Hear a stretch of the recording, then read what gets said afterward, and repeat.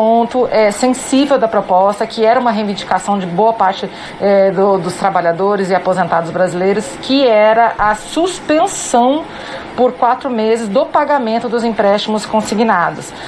O senhor achou um meio termo, o senhor colocou a possibilidade disso acontecer no texto. Por quê? Por que essa foi a saída viável? Eu estava na fala passada informando que várias assembleias estaduais aprovaram a suspensão dos consignados de maneira taxativa, de maneira obrigatória.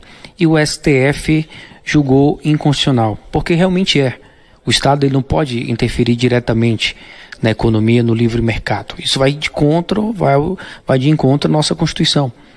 E nós precisamos encontrar um meio termo para atender todos os aposentados do nosso país. E agora não atendemos só os aposentados, mas todos os servidores militares estão sendo atendidos nesse texto. Já tem isso foi fruto de grandes negociações com os deputados e a FEBRABAN, a BBC, as associações dos bancos, deixando a sua posição favorável. Então, os grandes bancos que contemplam 90% dos consignados vão aderir à suspensão. Eu só não poderia deixar obrigatória, primeiro porque é inconstitucional. E nós temos empresas menores, bancárias, como instituições de previdências complementares, que fazem empréstimos consignados, que eles precisam desse fluxo de caixa. Se eu deixar de maneira obrigatória, eu estou quebrando a empresa e estou prejudicando centenas, milhares de funcionários. Então nós temos que ser responsáveis. Muitas vezes fazer algo que parece ser positivo, ele pode virar algo negativo. No momento que eu fosse de encontro à Constituição, causando uma insegurança jurídica no mercado, os bancos, eles nunca perdem. Eles vão colocar esses juros em outro lugar. Eles vai ficar menos atrativo o empréstimo consignável e logo os juros iam aumentar. Os juros aumentando, não faz mais nem sentido ter consignados. Então essa medida, esse meio termo que foi encontrado da suspensão, ele contempla todos os aposentados que desejam essa suspensão ou que os novos empréstimos que desejam a carência estão sendo contemplados sim nesse texto. Então nós contemplamos os deputados que solicitaram, a população. Eu também sou favorável porque é o momento mais difícil que nós estamos passando na nossa história. E era o momento de a gente dar uma contrapartida, principalmente para os aposentados que trabalharam a vida toda pelo nosso país e nós precisamos dar uma resposta para ele. Então, consegui negociar e encontramos um texto que vai atender a todos. Capitão, o deputado Alberto Neto, muita gente que pode estar nos assistindo agora pode ter também essa mesma pergunta. A possibilidade de trabalhadores que pegam consignado, mas que não são aposentados, também serem beneficiados por essa proposta? Perfeita pergunta. Nós estamos incluindo. A medida provisória original, ela só beneficiava os aposentados e pensionistas do INSS. No relatório, nós ampliamos todos os servidores, tanto municipal, como estadual, como federal, também vão ter acesso aos consignados. Esse aumento de 5%.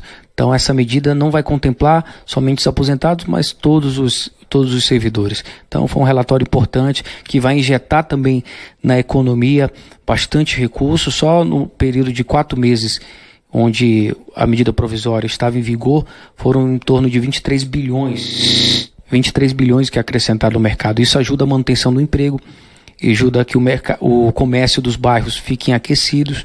Isso é bom para o país. Juros baixos significa manutenção de emprego e país prosperando.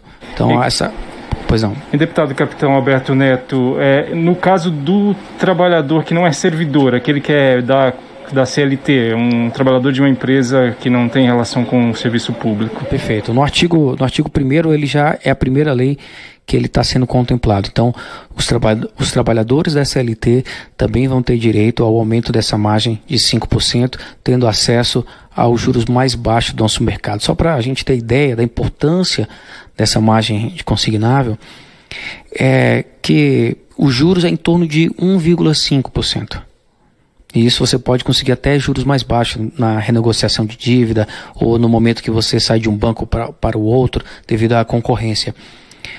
Eu até citei no meu primeiro discurso que tem empresas financeiras que anunciam dessa seguinte forma. E isso você pode conseguir até negativado. Negativado é você estar com a margem negativa, você está sem margem. Se você está no SPC, se você está no Serasa, venha pegar empréstimo com a gente e ele oferece um juros de 20%. Olha o absurdo, olha a importância de aumentar em 5% essa margem do consignado.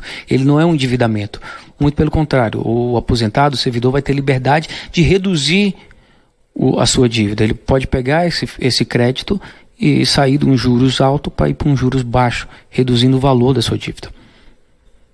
Deputado, só para a gente finalizar, há também uma mudança relacionada à perícia médica do INSS, que a gente sabe que é um problema, que tem uma fila gigantesca, né, de processos pendentes no INSS de avaliação. Inclusive, ano passado a fila era de aproximadamente 1.700.000 processos aguardando o parecer do INSS, e houve, no seu parecer, uma inclusão para que essa perícia ela possa ser uma perícia remota durante o período da pandemia. Como é que isso vai funcionar na prática?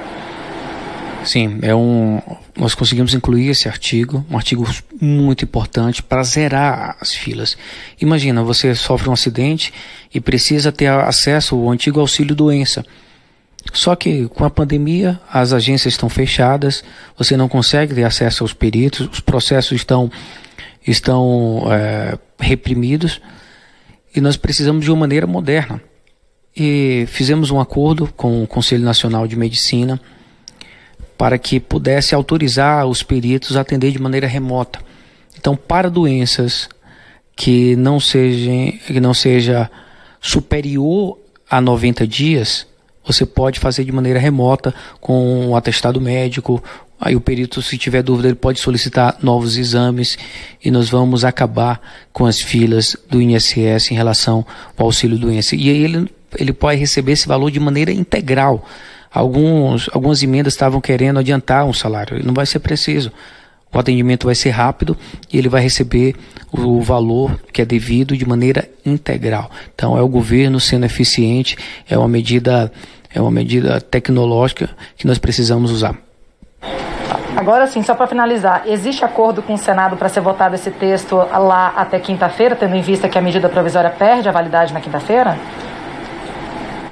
Eu conversei com alguns senadores, há uma boa vontade do Senado em votar essa medida provisória. Acabei de falar com o presidente Arthur Lira para me ajudar, né, com essa negociação, para que paute, para conversar com o presidente do Senado, para que paute amanhã o texto da minha relatoria, para que nós não podemos perder essa grande oportunidade de tirar o aposentado do crédito negativo, de deixar ele usar um crédito com juros mais baixos do mercado, de incluir os servidores, de ter o INSS atendendo de maneira remota para que possa atender o nosso país. Então não faz sentido o Senado deixar uma medida tão importante para a nação caducar. Então acredito que ele vai votar sim. Muito obrigado ao deputado Capitão Alberto Neto, relator dessa medida provisória que amplia a margem do crédito consignado. Deputado, muito obrigado pela gentileza da entrevista e até a próxima.